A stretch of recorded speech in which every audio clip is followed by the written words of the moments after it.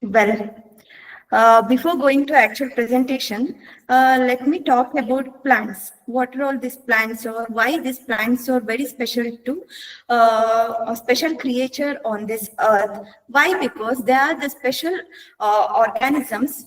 Why? Because there are only organisms which can produce their own food by utilizing the natural resources like sunlight, carbon dioxide, water on this earth. With this brief introduction about plant, let me start the presentation, today's presentation.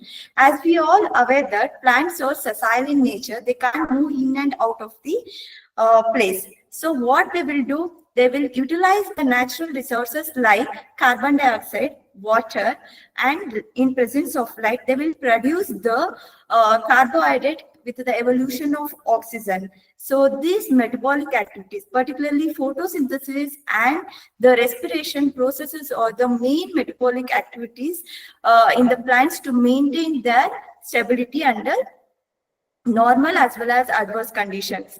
So this is all about under normal condition how plants will survive. So but under adverse conditions like high light condition, high temperature, low temperature, deficit water condition, or excess water condition, soil stress condition, the plant can't survive. Why? Because mainly the metabolic activities will be affected, particularly the photosynthesis and respiratory processes of the plants. Why? Because there will be loss of turgidity because of reduction in water potential of the cell. So this reduction leads to the loss of turgidity in the plants, which in turn affects the plant growth and development. So this is all about how plants will react in normal condition, how plants will maintain their like stability, how it will reduces its metabolic activity during the unstable conditions like adverse conditions like high temperature and all these conditions. So we'll get a question, why these adverse conditions are coming into picture. So because of the global warming scenario, this is the scenario where the global temperatures are increasing, and these temperatures are in turn leading to the many extreme conditions, which in turn leads to the reduction in crop yields in case of like negative impacts on the crop yields.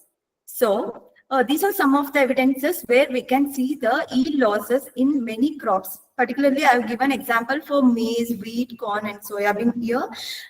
Here we can see the reduction in yields because of the higher temperature and the drought spells. So what will happen under abiotic stress condition? There will be generation of reactive oxygen species.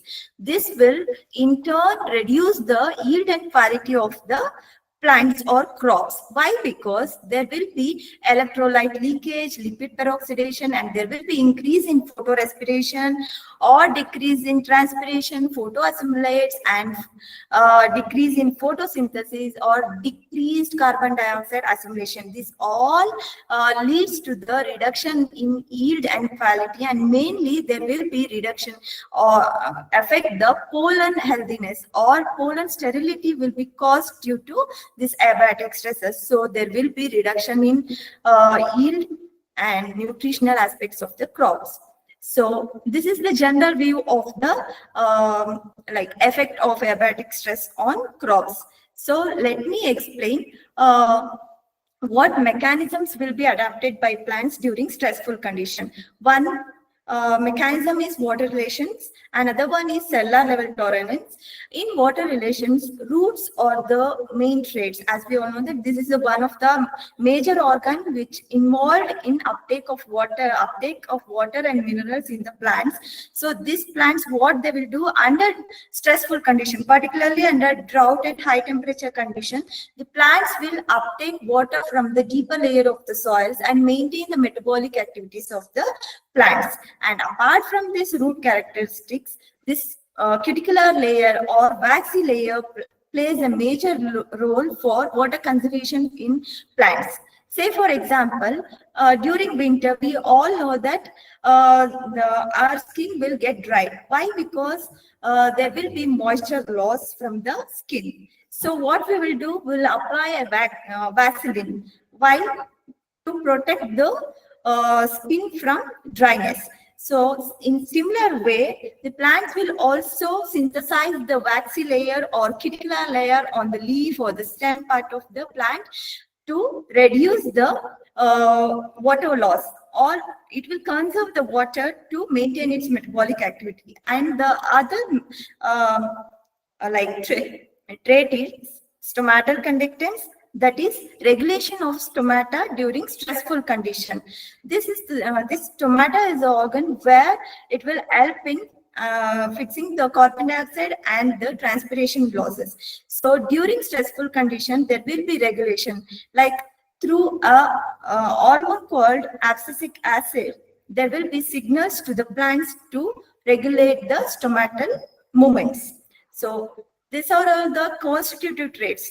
So this will be like a more impactful way of regulating the stressful conditions in plants. And apart from this, there will be adaptive traits named by cellular level tolerance. There will be production of reactive oxygen species, scavenging compounds like superoxide dismutase, peroxidase, etc. will play a major role, like through enzymatic way or through non-enzymatic way, like alpha-tocopherols, ascorbic acid. These plays a role in under non-enzymatic ways of scavenging the compounds, like particularly for reactive oxygen species.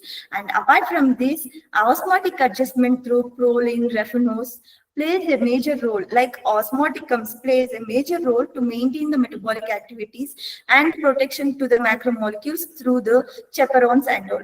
Like this will protect the macromolecules like proteins and the enzymes during the stressful conditions. As I told in earlier issue, like ABA acts as a stress hormone. This will give the signals to the plant apex, like shoot apex, and it will reduce the water loss by closing the stomata or regulating the stomata. Apart from this, we'll get a question: how plants can improve the sustainable growth and productivity under adverse conditions, particularly under abiotic stress and biotic stress condition. First and foremost, I will start with drought stress or deficit water condition, where the plant experiences the deficit water condition. This stress will affect the plant right from germination till biomass accumulation at different levels, like morphological level, physiological level, anatomical and biochemical level, where it will majorly affect or block the photosynthesis, respiration processes of the plants by inhibiting the chlorophyll content of phenolic compounds, or by affecting on the compatible solute synthesis, or by impacting on the phytohormones, which are very important for the regulations of the cell cycle or cell division or multiplication. And coming to anatomy, it will mainly affect this stress will mainly affect the membrane stability of the plants. So because of membrane instability, there will be generation of reactive oxygen species, which leads to the lipid peroxidation and electrolyte leakage, which in turn leads to the death of the cell or plant. So under adverse condition, adverse conditions like drought stress, plant has their own mechanisms like avoidance, tolerance, and escape mechanism. Avoidance mechanism is through deeper roots. Like as I told in earlier slide, deeper roots play a major role in digging the water from the deeper layer of the soil. And apart from that, stomatal regulations like opening and closing of the stomata during adverse condition. Like if stomata is partially closed, it can go to the more loss of water. So apart from these, leaf rolling, for example, in case of rice, there will be leaf rolling. This is one of the major avoidance mechanism in case of rice crop, and even in other crops also it is implied. And coming to tolerance mechanism, osmotic adjustment through proline, refinose plays a major role. these plants get ability to sustain to the drought-full condition and escape mechanism. This is the ability of the plant to maintain its life cycle or complete its life cycle before the drought spell comes. That is, there will be early flowering, early maturation, there will be high accumulation of nitrogen and high photosynthetic capacity, and apart from that, there will be remobilization of assimilates through autophagy. In order to maintain and sustain the metabolic activities, the plant has its own mechanism during the drought spells. So these are some of the mechanisms how plants can implicate during the drought stress conditions. And let us start with how high temperature will affect the plants. Same as in drought stress condition, plant responses to high stress or heat stress condition will be same, like at morphological and molecular and physiological level. This will also includes, like, there will be anatomical, phenological changes will be there in plants, and at physiological level there will be changes in water relations, as I told earlier, like there will be more of water loss, similar in drought condition, drought stress condition. This heat stress also implicates the same like physiological aspects, like there will be more of related to water relation, osmotic reactions or hormonal changes will be there, and these are some of the effects of the high temperature. There will be starting from germination to the alteration in phenology, or there will be finally reduction of yields. So these are some of the adaptive mechanisms in plants to overcome the temperature stress. There will be change in leaf orientation. If the temperature is more, means the leaf may change its orientation to reduce the or overcome the stressful condition, or it leads to the reduction in transpiration losses through stomatal regulation, and there will be early maturation sometimes, and there will be alteration in membrane lipid compositions, and osmoprotectants will be synthesized, like increased osmoprotectant synthesized, and they will switch into the antioxidant defensive mechanisms through enzymatic and non-enzymatic pathway, or there will be special proteins called heat shock proteins will come into picture during heat stress condition. So with these signaling cascades and transcriptional regulation, plant will maintain the high temperature stress condition, or it will overcome the high temperature stress conditions. And these are some of the approach where we can improve the heat tolerance in plants. That is through management agronomic practices, or through identification and selection of a tolerant genotypes, or through application of hormones or chemicals, particularly with growth regulators, osmoprotectants, fertilizers, and the signaling molecules. And apart from this, we can also go to genomic approaches, like we can improve the trait, particularly for high temperature stress tolerance, through transgenics or jivas, or through QTL lines. And detailed explanation regarding this high temperature, I think it is okay for you people. Hello, is it okay? Shall I move on? Yes, please. Yeah. Good. Yeah. And coming to classification of plants according to temperature of growth, like it is the plants are classified into three groups, like cyclophiles, mesophiles, and thermophiles.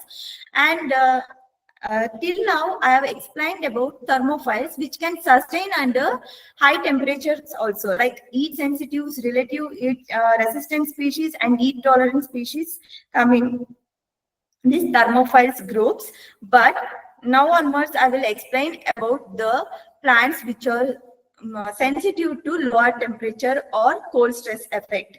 And in cold stress effect, the plants are classified based on the injuries. One is chilling injury, and other one is freezing injury. Chilling injury is caused when the temperature is around 15 to 20 degrees centigrade, and this will impact the plant growth, and it will lead to the chlorosis, and water soaked foliage will be formed on the plants, and this will lead to the death of the plants. And freezing injury, particularly there will be a reduction in temperature 0 to 4 degrees centigrade, and during that moment there will be formation of ice inside the cytoplasm. So that will create more problem to the cells, and there will be collapse of the cell, and this will lead to the dehydration in adjoining cells also. So this will lead finally to the death of the plants. What plants will do to overcome this stressful condition, particularly cold stress? Under stressful condition, plants switch to the signal cascades, like to regulate them. To regulate the metabolic activities, there will be transcription factors will be upregulated to induce the cold inducible genes, and there will be cold defense responsive genes will be upregulated to increase the metabolism and to protect them from ROS producing compounds, and the chaperones will be increased. Chaperone synthesis will be increased, and these chaperones will maintain the stability of the macromolecules, and there will be reduction in ROS production. So overall, the plant will overcome this cold stress condition, particularly cold stress condition during the by producing cold shock proteins. So with this brief introduction and